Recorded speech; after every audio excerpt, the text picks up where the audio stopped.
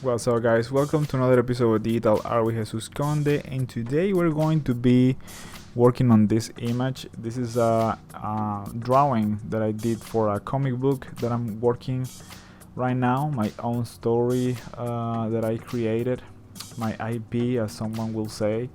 And I just wanted to show you guys the process of this precise drawing. As you can see, I have some 3D mock-ups of the scene, and then what I did was to print that and then draw on top of that in paper, which is, somebody will say that's weird, kind of approaching things. But anyway, I find it really easy to mock up things on the VR using the Gravity Sketch tool program, and then printing out and drawing on top in paper is like way more intuitive for me than doing on the computer. After having that very defined sketch or drawing of the image, I can just go really relaxed in the computer and actually put some detail and draw things better. But once I have that really simple but way more gestural drawing on paper, but it's just that's really more like a personal thing. I'm not sure this way of working will be liked by everyone, but for me it really does work, and especially because I feel like nothing will ever replace drawing on paper. I know there's plenty of people that is very resourceful and is very good drawing with computer. People like Dave Raposa, or I don't know, Loish or something like that. I don't know, like very good people drawing on the computer, but I for some reason I just cannot do it very well there. It's more like I can draw. I mean, you guys can see that I'm drawing here, but I don't have the same control. It's difficult to explain. It's more like it's kind of like a more fluid. That restrictions of resolution that you cannot zoom in, you cannot zoom out, only like moving your head forward or backwards.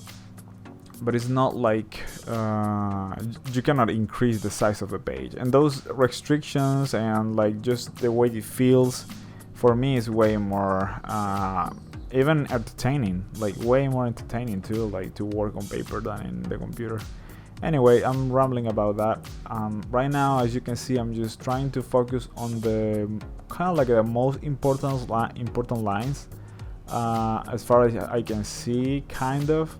Another advantage of working on 3D as a base for then doing the drawing is, as you can see, I basically have the shadows where they are supposed to be exactly.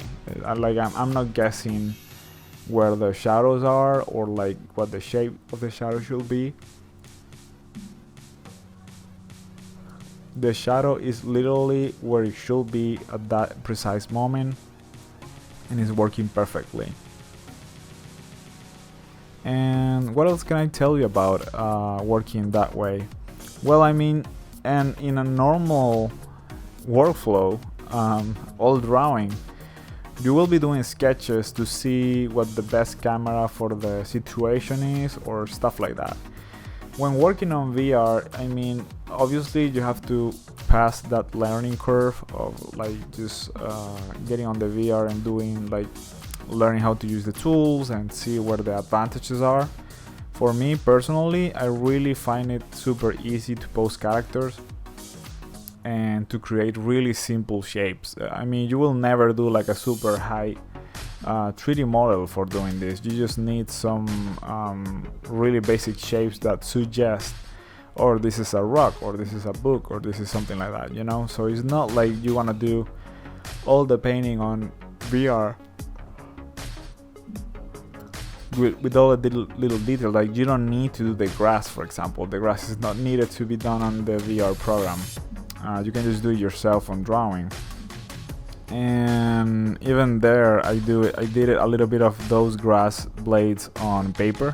Maybe I shouldn't have done that, you know, like just do them on the detail, but get the characters well done in the paper. That's just a personal decision to work like that. It's not like I'm suggesting you to do the same. For me, it really works. It's very intuitive for me. And for example, like I cut it down all this process of doing the small maquette, then put it on 3D to decide better where the lighting is going to be, and then printing it, and then doing the drawing, and then this drawing, and it's almost like 1 hour and a half, all that process. But I found it actually quick to do all that and in that time. I mean, this drawing alone was like 40 minutes in total time, and like in real time. But the 3D was actually very fast, and I won't tell you about the drawing on paper. That's even faster than drawing the computer. I mean, you don't have to zoom in or anything. You just drawing, and it's way more. You're more focused because you don't have the distractions that you have in the computer, which is something I will eventually talk about. Distractions when you work in the computer is way too easy, man, to fall on the using the internet, getting into YouTube and watch videos. I'm a sucker for reaction videos.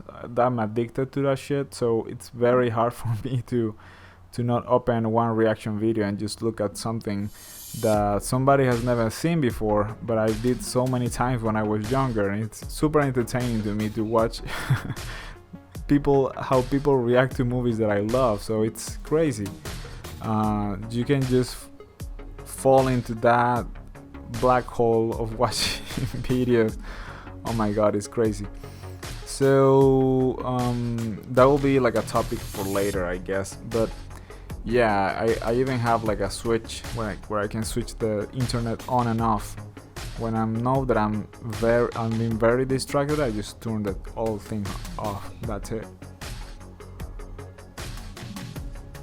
Another thing on this way of working will be that once you do the 3D sketch, you can rotate the camera however you want. You can try many different approaches on the same image. Like, what if the camera is from the top or from the side, or a different lens, or more from the perspective of this character or that other character. So you get all these versions in real time for free. Like, you just have to move. Well, in VR is even more intuitive because you just have to move your head. Normally you will move the camera of the 3D software, right? But in VR you just have to move your head or walk a little on your space, and it's very intuitive to work that way. It's very easy, I will say. So once I got the drawing done in the computer, now I'm just adding details where they should be. Like, some parts are very empty in terms of like the half tone details and all that stuff, or the line is very weak, so I'm trying to add some thickness to them to make that line art appear more interesting from far away. In that way, when you have that kind of an outline, you can really see the characters from larger distance without any trouble, and it becomes a way more understandable image.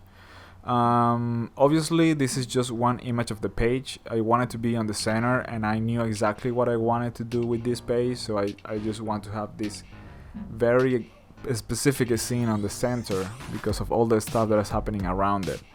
And I won't tell you too much of the story because it doesn't come to a case in this video, but I will eventually share the comic book, and I really hope you enjoy it when that happens.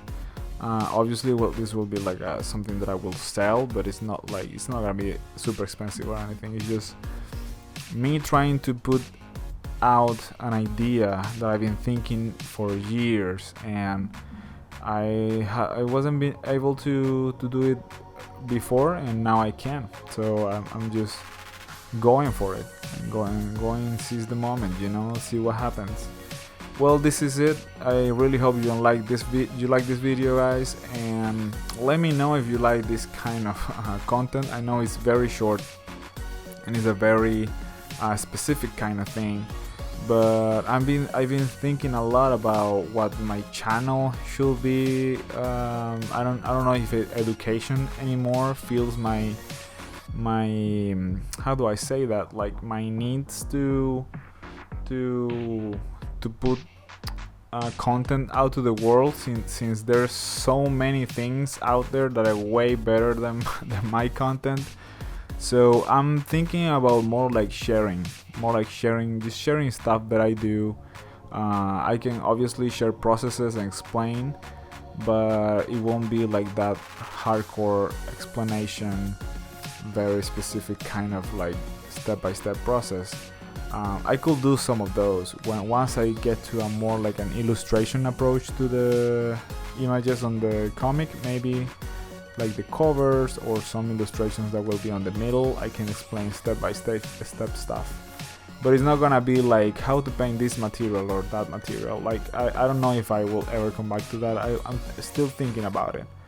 And let me know what you guys think. If you have any ideas for content, just let me know. I'm just gonna try to slowly get into this YouTubing again, and thank you guys for all the support all these years, and see you guys later. Bye.